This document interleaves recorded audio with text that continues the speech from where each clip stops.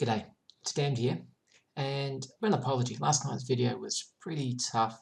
I really struggled to get to the end result, and I was working it out as I went, and I've spent a good chunk today trying to work out how to do it better, and I think I've solved it. So what we're going to do today is we're going to basically do the same thing we did last night, or I'm going to just walk you through the completed solution. So here, as you can see, we have our armor detail, and we have the header, which is that includes the name. We have the location, we have the stopping power, the penalty, and we have the description. And these are all read only at the moment. It's locked, and I can unlock it, and these all become editable. So, and of course, the close button works. And anything I haven't yet worked out is this link button here, but I will solve that soon. So what I'm going to do is walk through how to build this frame again properly. Jumping into our Ruleset Wizard, we start with still the armor frame, okay?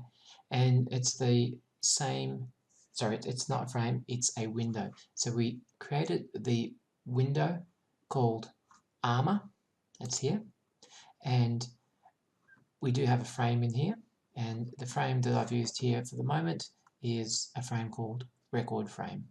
Okay, and you can see it's had a few more tweaks since last night.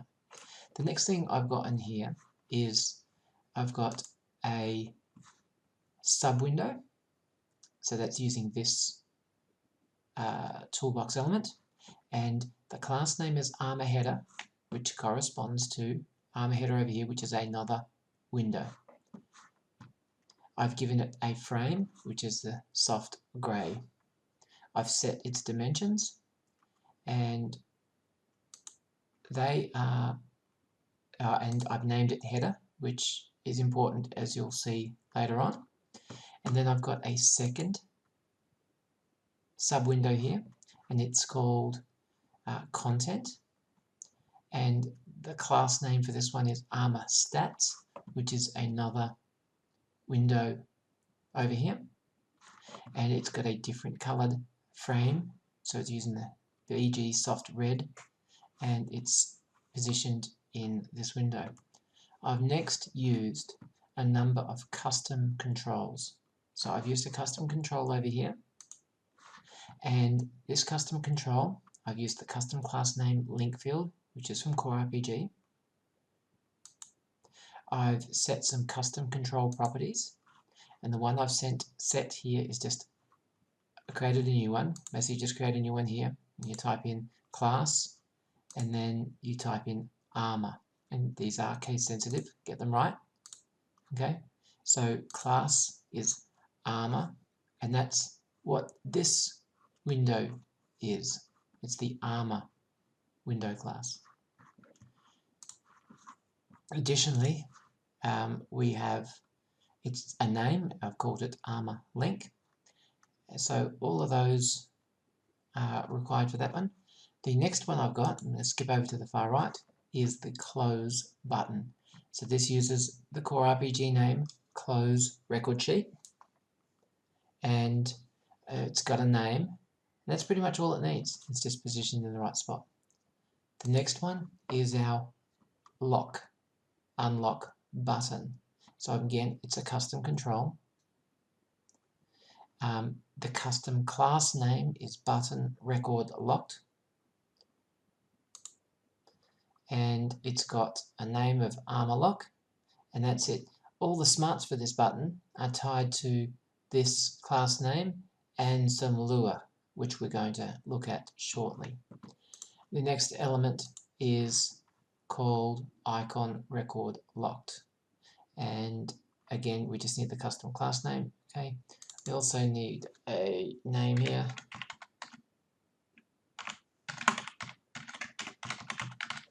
Okay, and that's it. Again, the smarts for this are in the class. So when I add this sub window, I needed to also send it to the back, because otherwise it actually sits over the top of these icons when the window is displayed, and then those icons are not usable. So I'll quickly just flick back to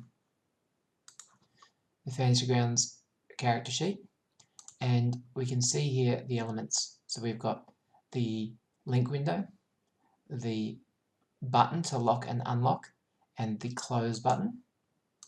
And then we've got our header and our content. Back in the Ruleset Wizard, we'll start with header. The header, I've just set some dimensions up for it.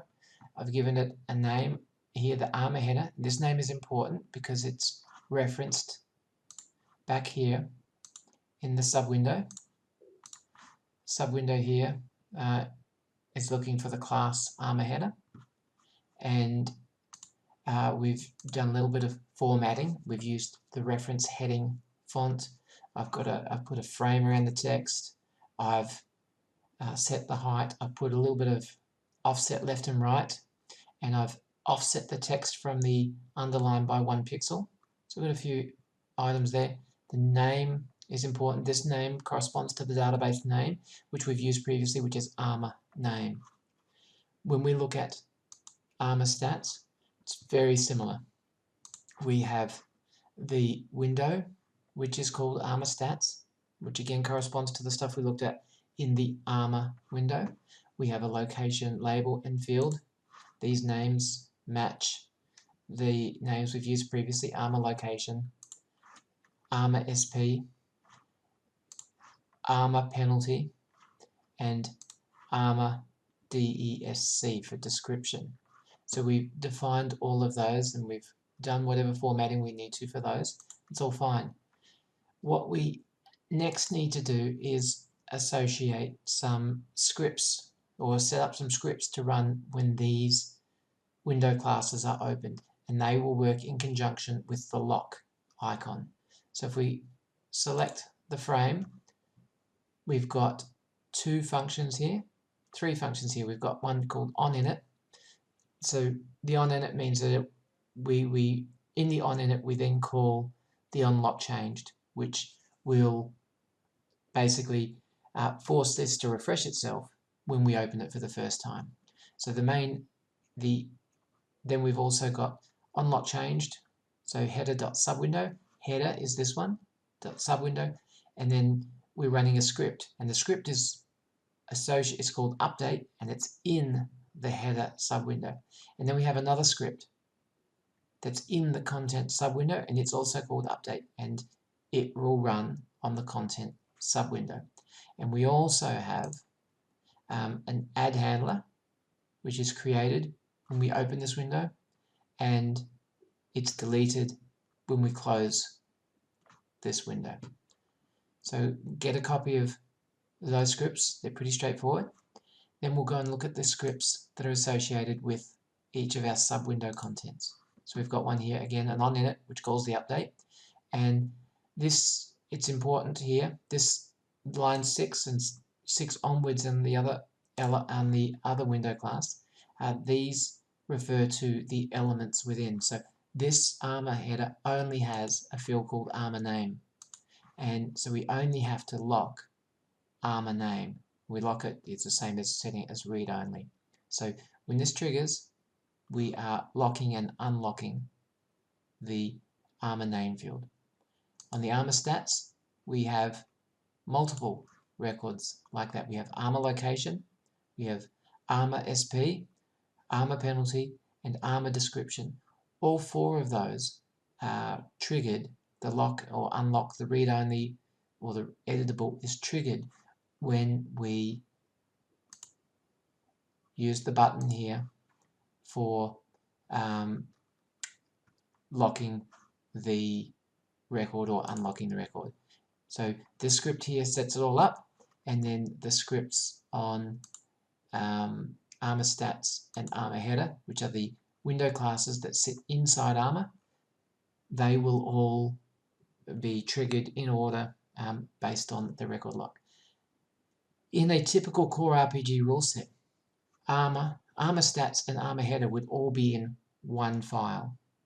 Now it may be possible to do that all in one file in the Ruleset Wizard, but I haven't worked that one out just yet. So for the moment, I'm setting this up as a master record, which is the parent window class, and then a separate window class for the header subwindow, and a separate window class for the content subwindow. It's a little bit to get your head around, but it's probably a whole lot easier than the method we tried last night, and this one works a whole lot better, and it's much closer to CoreRPG. Now, as I find out more, we will revisit this again and do this in a better way if we find that down the track. Thank you once again for joining me.